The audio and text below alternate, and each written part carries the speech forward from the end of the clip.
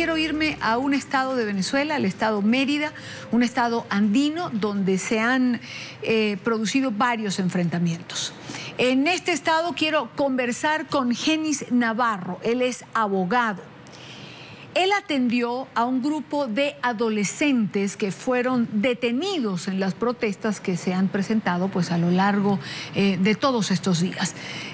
Abogado Navarro, gracias por acompañarnos en la tarde. Yo comienzo preguntando a este grupo de adolescentes, ¿de cuántos muchachos estamos hablando? Buenas tardes. Y Dania, muchas gracias por comunicarte conmigo y además transmitir noticia veraz de lo que está sucediendo en Venezuela con situaciones muy graves. Me preguntaba sobre los adolescentes. Efectivamente, el 5 de marzo asistí en calidad de defensor a 3 adolescentes del grupo de 4 que fueron detenidos, interceptados en la ciudad de Mérida por un grupo de la Policía Regional del Estado. Y asumí la defensa de estos adolescentes ante el Tribunal de Responsabilidad Penal, adolescentes que van desde 14 años a 17 años de edad. Abogado Navarro, ¿qué pasó con estos adolescentes? ¿Cuáles fueron las circunstancias que para muchos se hace inenarrable a la que fueron sometidos? ¿En qué consistió el maltrato o la tortura que recibieron? Y yo pienso que es importante que para quienes nos escuchan, señalarles que estos jóvenes primero no estaban participando del evento de manifestación que se realizaba, diríamos, en el sector donde fueron interceptados. Fueron además detenidos por funcionarios policiales que portaban capuchas.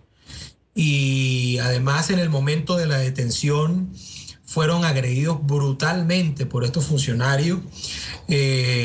Los hicieron arrodillarse en el piso, levantar los brazos y le dispararon con armas perdigones en todo su cuerpo, hablo desde el cuello hasta los pies. Luego fueron incorporados con una golpiza brutal a la unidad blindada de la Policía Regional. Y estando dentro de la unidad blindada, otros funcionarios también encapuchados, por cierto, señalan los adolescentes en su declaración con acento cubano, le propinaron otra golpiza dentro de la unidad y luego los trasladaron hasta el centro de retención en el que le despojaron de sus ropas, de sus prendas de vestir, los colocaron en una pared y jugaban con ellos, así lo señalaron, tiro al blanco, lanzándoles con la conocida china metras que impactaban en su cuerpo. Pero también les exhibían objetos propios, diríamos característicos que utilizan los manifestantes para obligarlos a que confesaran que esos objetos eran de ellos. Y uno de los adolescentes, el de 14 años, que fue el que sufrió más lesiones, le hicieron sacar su lengua y luego le golpeaban en la quijada y en la cabeza para que lesionara su lengua con sus propios dientes. Esto fue, diríamos, narrado ante la juez y ante la fiscal, y además, en mi calidad de defensor, a pesar de que está en actas del médico forense, les pedí que se quitara su ropa en el tribunal y pudieron verificar la juez y la fiscal lo que ellos estaban narrando. Abogado Navarro, ¿todo eso que usted nos está diciendo consta en actas? Efectivamente, esto consta en los folios insertos al expediente, del cual tengo copia certificada, pero además no solamente pasaron por un proceso de revisión médica, sino por 2 procesos de revisión médica. El primero fue, diríamos, en un ambulatorio público, en un centro de salud pública, y posteriormente fueron chequeados por el médico forense, diríamos que actúa como auxiliar de la justicia en este caso. ¿Estos adolescentes obtuvieron su libertad? ¿Se ha abierto un proceso de investigación? Le pregunto cómo determinar qué funcionarios fueron capaces de infringir este maltrato a estos muchachos, cómo ubicarlos si estaban encapuchados. Bueno, efectivamente asistí a una audiencia que duró 6 horas desde el momento en que se inició. Solicité a la ciudadana juez, vista las lesiones presentadas, la versión de los muchachos, lo que consta en actas de informe médico y de médicos en el centro de salud que lo vieron, de que se aperturara una investigación con base a lo dispuesto en la ley venezolana de tortura y tratos crueles. Y efectivamente la juez acogió la solicitud en el sentido de que ordenó la apertura de esa investigación, y debo también ser sincero en el sentido de que la fiscal del Ministerio Público, una vez yo solicité la referida investigación, la fiscal también procedió en consecuencia, ¿no?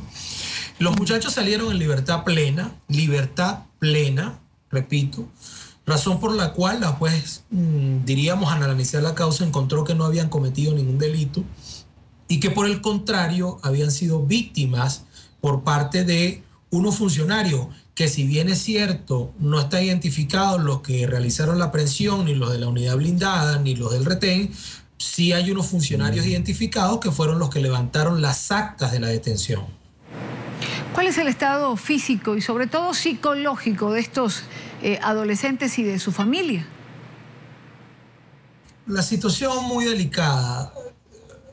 Yo quiero solamente que quienes nos ven en este momento se puedan imaginar estar sentados en una sala de audiencia en un tribunal y escuchar y ver cómo sus hijos fueron torturados. O sea, es una situación bastante crítica para los que tenemos hijos y para los que no también. Los muchachos hasta este momento, bueno, permanecen en sus casas, algunos no han querido ni siquiera asomarse a la ventana, pero me preocupa, y debo decirlo, el menor de todos, que es el que tiene 14 años, tengo 3 días que no sé absolutamente nada de él, su mamá tampoco sabe nada de él, sus amigos tampoco saben nada de él, de tal manera que esa situación es bastante preocupante. Recuerda que estamos hablando de el orden de investigación contra cuerpos policiales que han violentado derechos humanos, ¿no? Abogado Navarro, yo quiero comentarle a nuestra teleaudiencia que en una conversación previa intentamos tener acceso a los padres de los menores. A ellos, pues por ser menores, no, según leyes venezolanas, no pueden ser entrevistados, pero entendemos que quieren preservar su identidad para preservar además su integridad física. Ellos pues viven en sectores populares y temen ser objeto o blanco de algún tipo de represalia. En efecto es así, y me voy a permitir rápidamente, sin querer transgredir el proceso penal venezolano, pero para que un poco los televidentes tengan, diríamos, la impresión de las cosas, ¿no? Mira, uno de los informes médicos forenses señala, de uno de los muchachos, señala orificios de entradas múltiples en número de 3 producidos por impacto de proyectiles perdigones disparados por arma de fuego en brazo izquierdo. Orificios de entradas múltiples en números de 4 producidos por impacto de proyectiles múltiples perdigones disparados por arma de fuego localizados en el cuadrante intero externo. Orificio de entrada producido por impacto de proyectil perdigón. Edema de carácter redondeado, característico de objeto contundente. Estamos hablando del informe forense de uno solo de los menores. Estamos hablando de un menor que recibió 8 impactos de perdigón más 2 impactos con metras en su cuerpo. Bueno, es una situación complicada, es una situación dura, es una situación difícil realmente la que usted nos narra en la tarde de hoy. Bueno, en este caso en particular, y por eso solicité copia certificada del expediente, porque más allá de las declaraciones que uno pueda brindar, objetivamente uno puede comprobar un caso de tortura, al menos en este, y en muchos más que están sucediendo en Venezuela. A mí me llama poderosamente la atención las declaraciones que rindió la defensora del pueblo en Venezuela, que ha de suponerse debería ser la primera garante en la defensa de los derechos humanos, prácticamente al legitimar la tortura como un medio para obtener una confesión. Eso es gravísimo, es una funcionaria de Estado quien lo está señalando.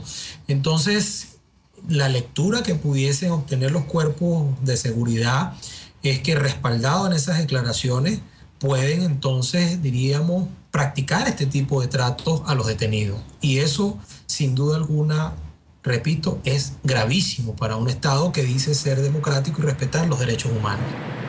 Genis Navarro, abogado, defensor de 3 adolescentes en el estado Mérida, 3 adolescentes que fueron detenidos. Quiero agradecer el que nos haya acompañado estos minutos en la tarde de NTN 24. Gracias a ustedes por permitirnos a través de esta vía expresar situaciones que desafortunadamente no se pueden expresar al interno de Venezuela. Estoy muy agradecido por este contacto y estaremos pendientes de cualquier otra situación.